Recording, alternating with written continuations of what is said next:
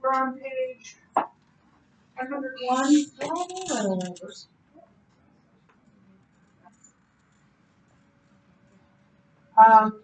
So page 101, the engage questions for chapter 14. So here's question 1. Let's say you are discussing Christianity with a friend, and he says to you, you Christians use the Bible to prove the Bible, but that doesn't prove anything because it's circular reasoning. How would you respond to this challenge? Yes, you are. I would give them here's a Bible here, and then I would use that to be like, I'm using the Bible, And then yeah, you got to move on from there. Yes. Well, you said that an argument like I believe that Jesus pride, pride. That's Right. So we're using evidence, right? Not the Bible. We're using evidence for it. I was going to say we're not arguing in a circle. We're not starting with the assumption. The Bible is inspired. We're not arguing in a circle. Right. That's exactly right. The starting point is not the Bible. The starting point is the evidence from the documents themselves. And if you look at, I should have brought my book. Oh, I did bring my book. Look at page 372.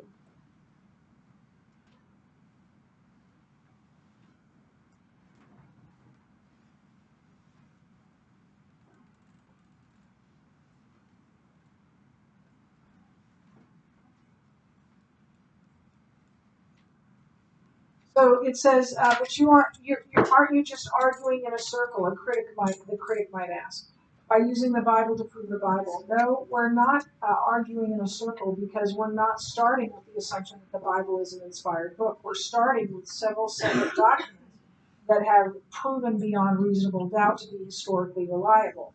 Since those documents reveal that Jesus is God, when we know his teaching, then we know his teaching on the Old Testament must be on several occasions. Well, I won't go that necessarily.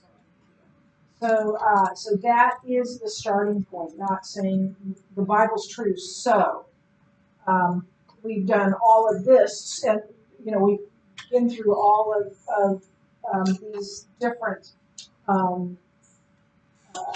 tests to come to the point where the Bible is true. We know that the Bible is true, but that's not the starting point. It goes way back beyond that. So it's a matter of evidence that leads to belief, not belief that leads to belief. Does that make sense? It's a matter of evidence that leads us to belief, not our beliefs that.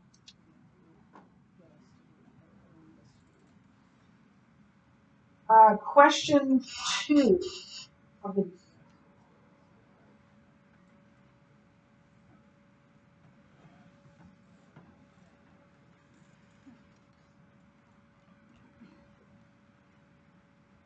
after submitting a response to your friend's previous challenge, your friend shoots back with this objection.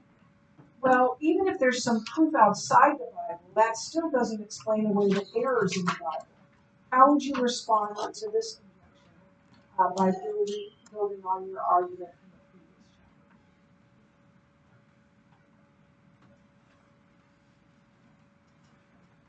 challenge? Yes.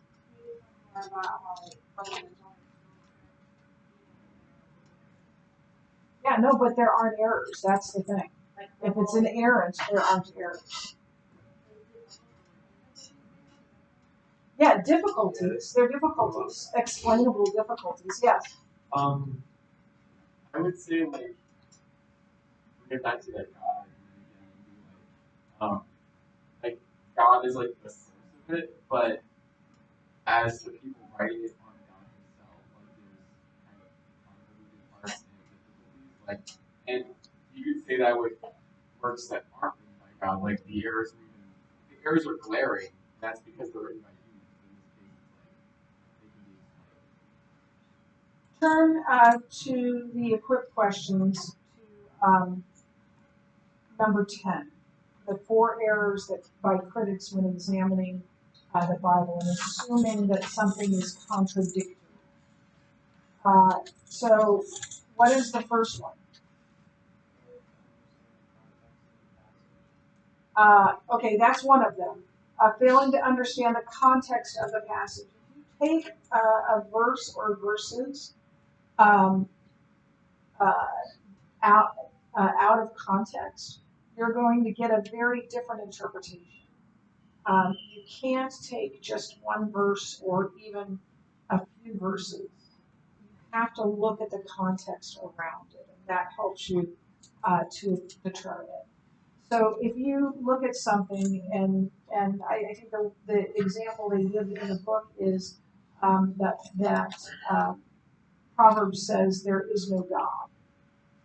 Well, the whole verse says the fool says in his heart there is no God. Now that's the context of it, but oftentimes Proverbs are short. Oftentimes, and they're often not related to one another. Oftentimes, we have to read a whole chapter or maybe even a whole book to get the entire context.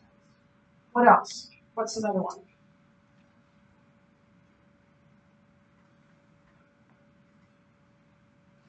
What's another one of the errors?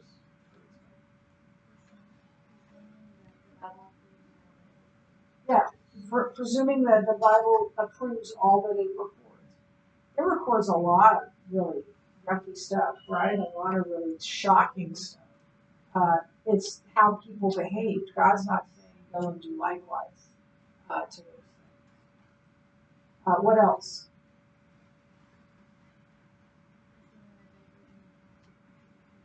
That's the one I wanted.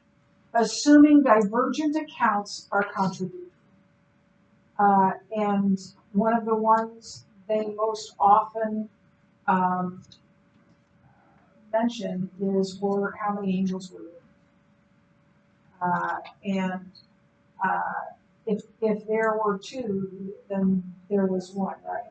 And just like with the anointing of Mary, where Matthew and Mark mention Jesus' head being anointed, and John says that his feet were anointed, and because it was this much nard, she probably implemented his body, his head, and his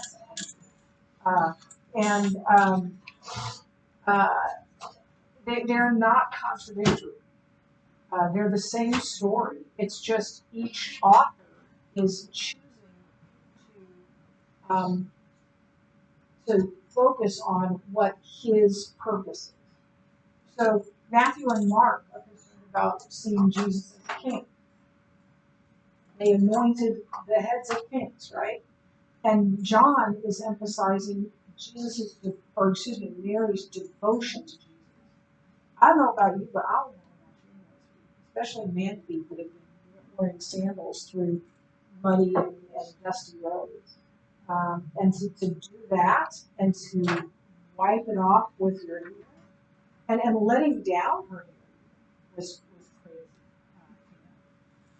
So that's not contradictory. And again, I've got that book over there. If you find something that you think is contradictory, find out what it means, and that book can help you know that it isn't contradictory. It's just that they're divergent accounts, each giving their own view of it. Doesn't mean it's not doesn't fit together. It doesn't mean it's contradictory. And then forgetting that it's a human book with human characteristics. And there are places where the writers of the New Testament have trouble describing what they're seeing and what they're experiencing. Have you ever had that happen to you? Like you had an experience and it's really hard to put it into words? It's still true, right? It doesn't make it contradictory. It makes it human. Makes it that it has human authors. So they are. I would call them supposed errors or supposed contradictions. And we have so much. Well, let's put this. I believe that any of those accounts can be reconciled quite easily, especially when you take into consideration the context. But we also have so much proof from archaeology and from history about the story and about the Bible. And sometimes things that people say that the Bible got it wrong, like Jericho, I've talked about that. I haven't talked about the Pool of Bethesda and which gates it was close to. And people for a long time said, no, that's not right. That's a falsehood. And it wasn't by that gate. They just haven't found it.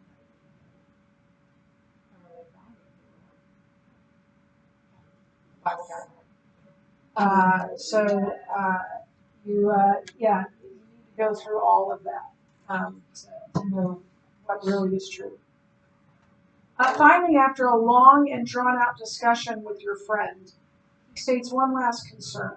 I'll concede that the Bible is historically reliable, but that doesn't prove Jesus is God.